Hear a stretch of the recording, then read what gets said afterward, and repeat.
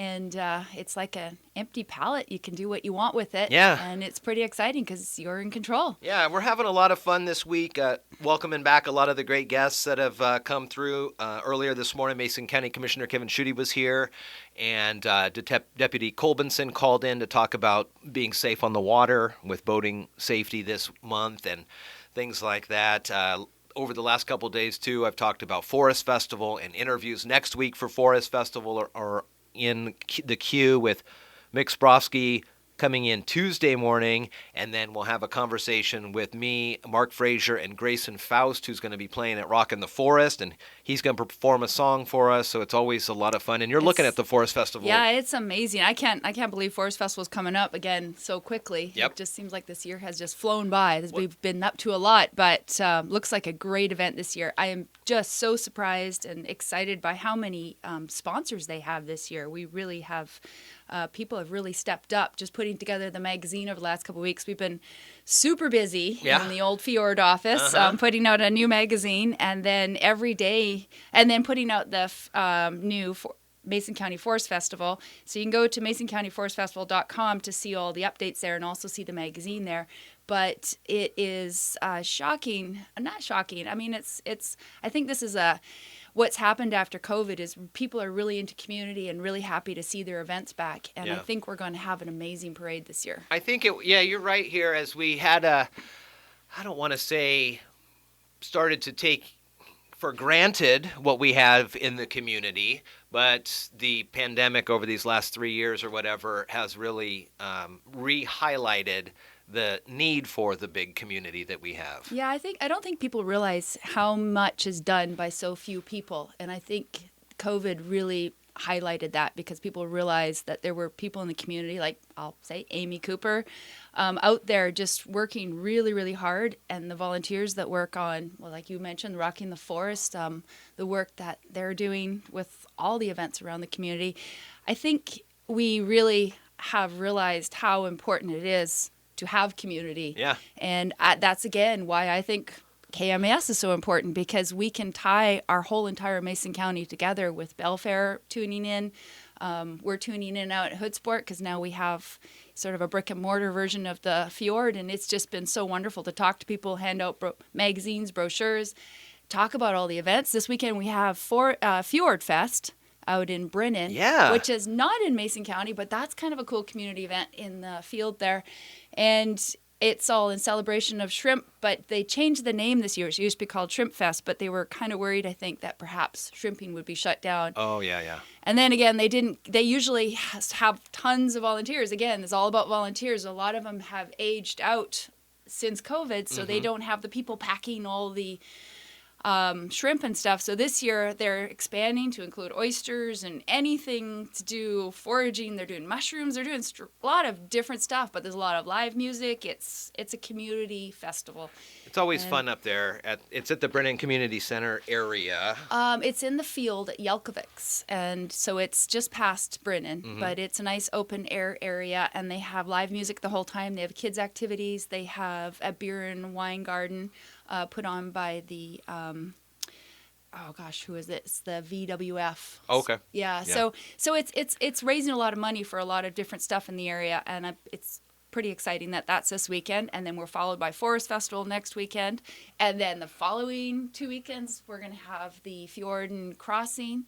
I mean, there's just so many great things happening this week, or this whole month. This whole month of June. I know you and I were up at the Ridge, too, talking with Tracy and Shay, and they got MotoAmerica at the end of the month, which is going to be another one.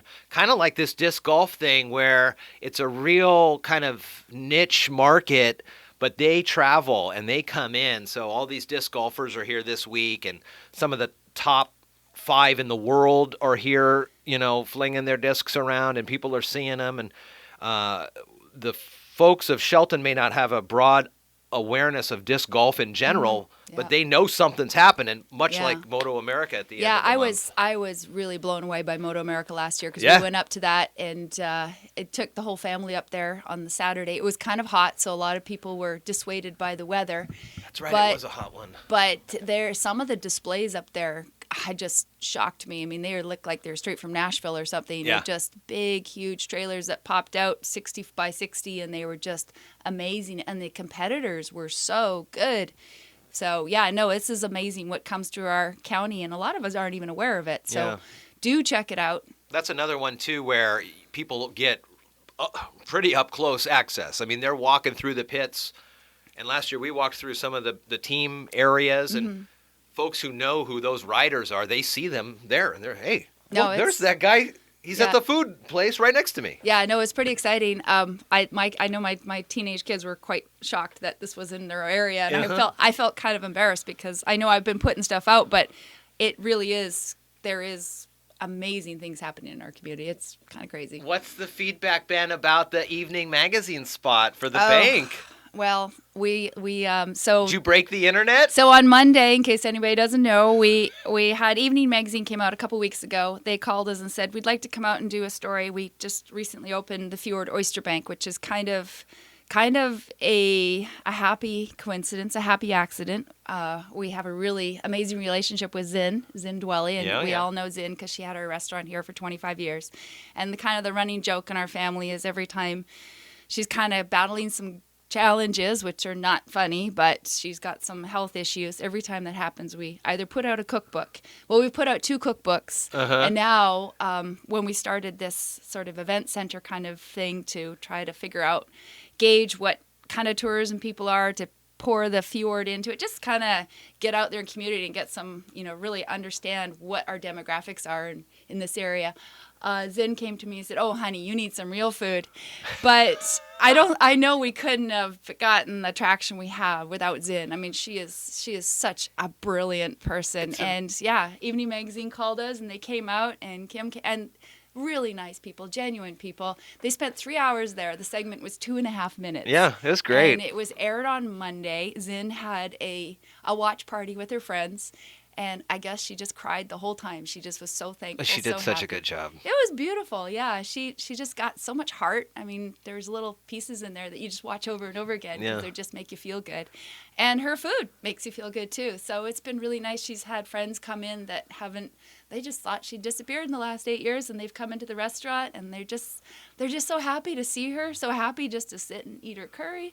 Yeah, it's all good. It's crazy How many people? It seems like every group that comes in, every group or every other group that comes in goes, "Oh yeah, we used to come down to her restaurant downtown Shelton," and it's just so nice to have her back. Yeah, what I love about Zin is she doesn't really remember names, but she can remember everything about food, and she remembers people's families, she remembers their wives, their children, and she remembers what they ate in her restaurant. I mean, what a fantastic thing. So this one gentleman he drove all the way down from Muckleshoot to see her on Tuesday because he'd seen her on the news thing.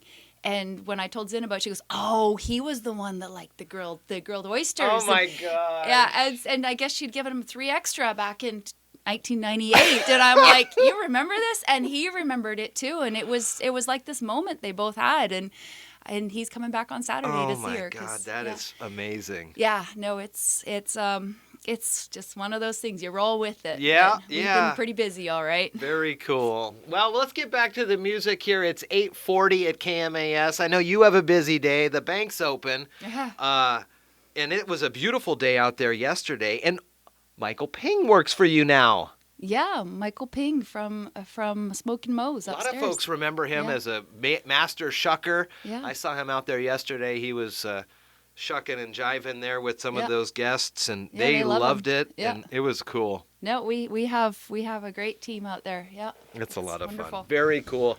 You can come out to the Fjord Oyster Bank and pick up the Forest Festival commemorative magazine. You can also get the new summer edition of the Fjord. It's out now and available in many locations around these parts. Thank you, Rachel. Good to see you. Yeah, thanks, Jeff.